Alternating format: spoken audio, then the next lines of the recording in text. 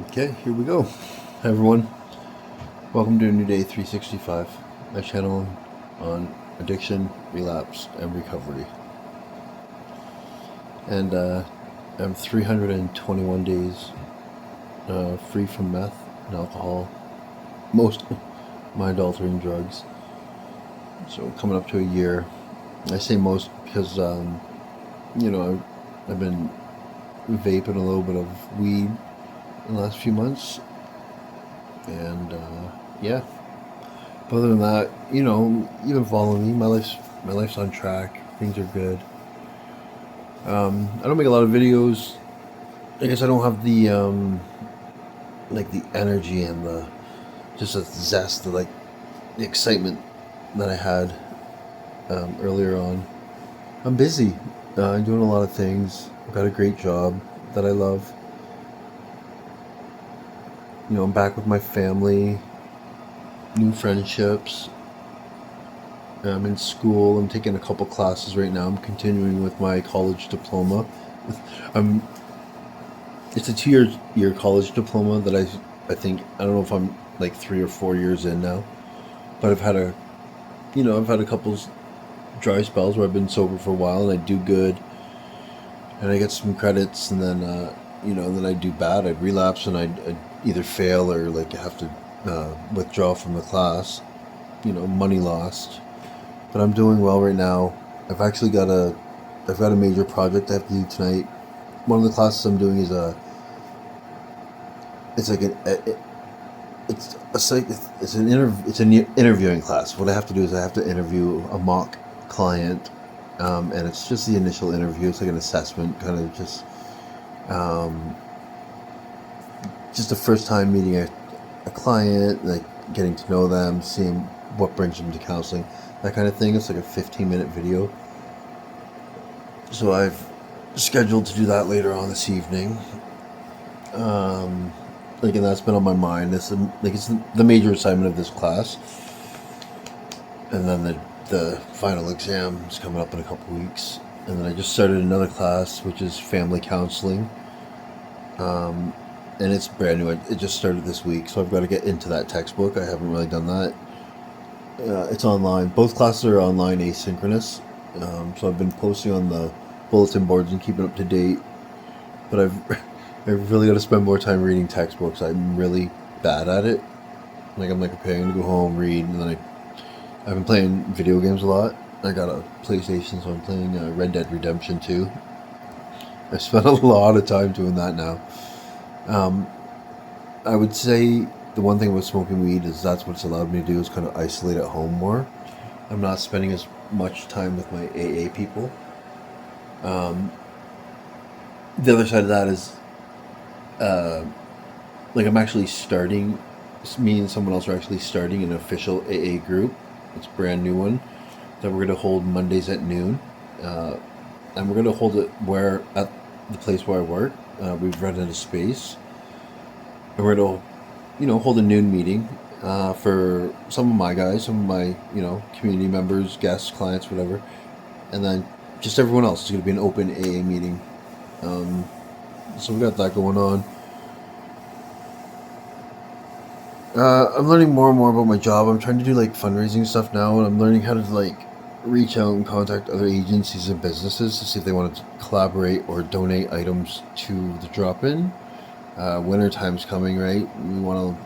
So I'm learning. They want to reach out to some.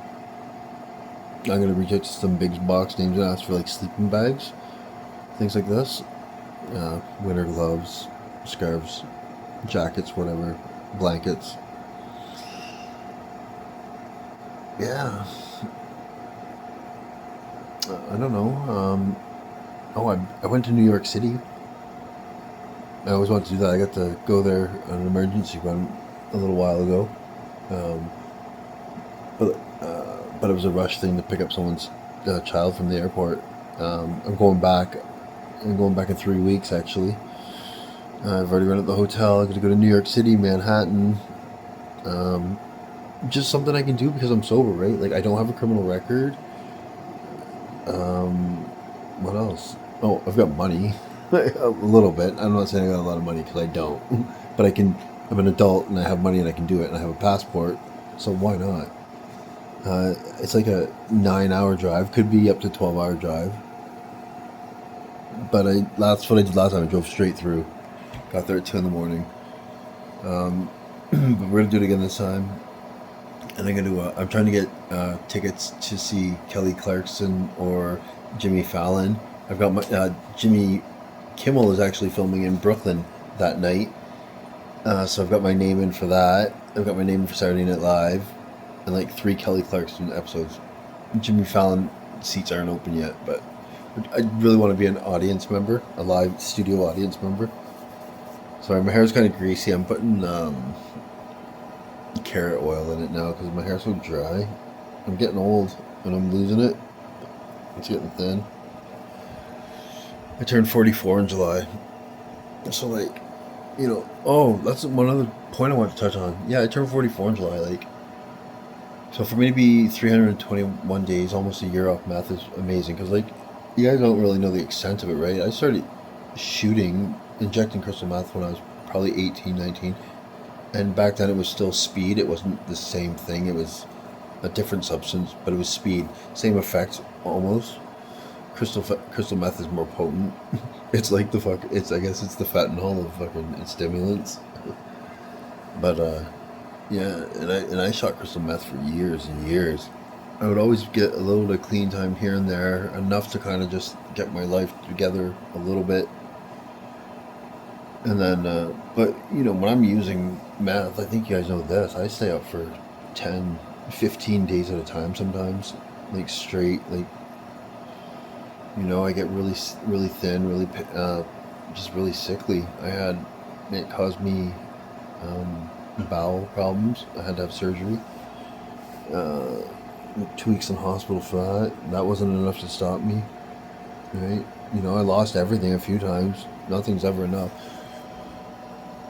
Now I'm thankful for the memory because I know that, like, okay, so yesterday, my job, I picked up a crystal meth pipe that had been used. It was a broken one, but the bowl, so I picked it up, I looked in it, still residue in it, right? And and I'm eyeing that thing, and I'm like, oh, for a minute, and I threw it away. Like, there's still, like, as bad as I know it is, it's still got that temptation. Today there was some crystal meth on the table at my work, and I know what it looks like, right? Like, oh shit. And I just swept it away, right? Just sweep it on the floor, get rid of it, and then forget about it, and that's what I gotta do. Oh yeah, the mustache is new too. First time in my life really I've ever grown one. But I like it, and it's not going anywhere now. 44, man, I can't go back to that life. Crystal meth, like I said, like I'm up, like my minimum 7 days, just stay awake and just get high and shooting meth and smoking meth and jerking off and gambling my money away on online slot machines and too afraid to go outside, and it's not eating and not pissing and shitting and not, it's horrible. And when I do go outside, I'm like sometimes it's psychosis, man. Like, I used to pride myself I would never get psychosis until I finally did. And then it was like pure hallucination. Think people are chasing me. I'm running down subway tunnels, like running down subway tunnels. Do you hear me? Oh my goodness. Knocking on the police station, knocking on their door, like stuff like this. This is years ago now, a few years ago now, but but one of the times I relapsed, that's what happened. After like a year and a half sober or something, I decided to go and do a met point or two. So I'm not beating myself up about the weed because at first I used it to decompress, and at first I was like smoking, a half gram joint, but it just progressed to like a vape, and now I'm like, fuck, I wish I could stop.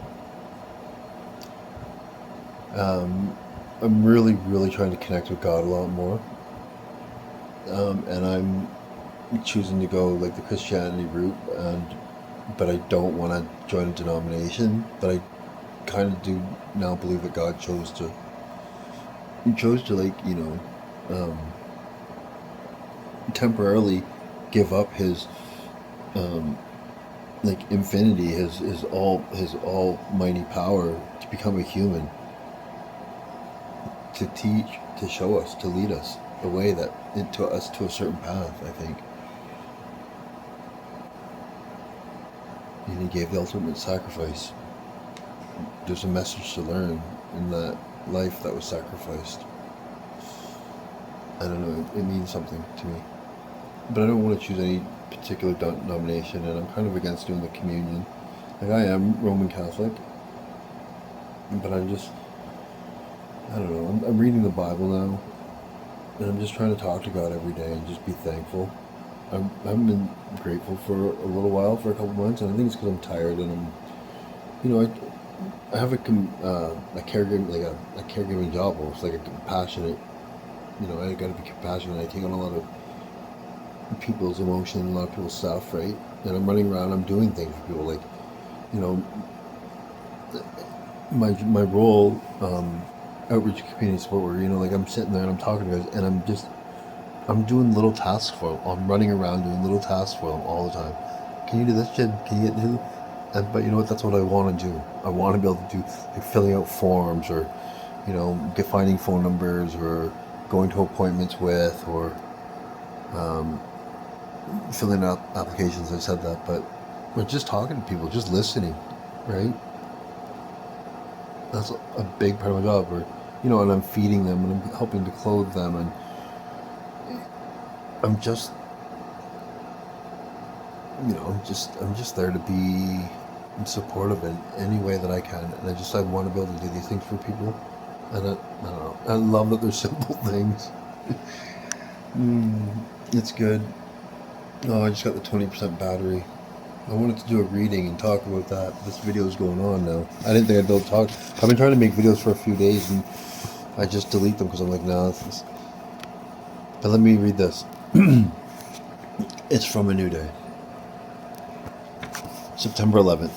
Nothing in life is more remarkable than the unnecessary anxiety which we endure and generally occasion ourselves. Benjamin Disraeli. I'm grateful for the many ways in which my perceptions and reactions have taken 180-degree turns. Time, for example, something as basic as that, used to be a major source of anxiety in my life. I owned several watches and insisted on keeping a clock in every room, but that was the least of it. Because of my irresponsible actions, I was always late for appointments and missed not only airplanes but also deadlines.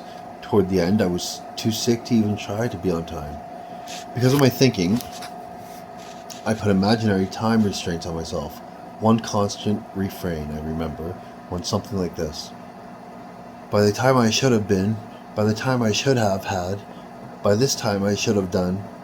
If I had 3 hours in which to complete an assignment, instead of saying, I have 3 hours, that's great, I would say, I only have 3 hours, that's terrible. Looking back, perhaps it was all a way of keeping things stirred up. By creating a constant atmosphere of crisis, I was able for a long time to avoid confronting my real problems. Thought for today: hard time or easy time, good time or bad time, it's up to you. And that last line there was, I was able for a long time to avoid confronting my real problems. And I'm looking right at them right now. I love you. Thanks for watching.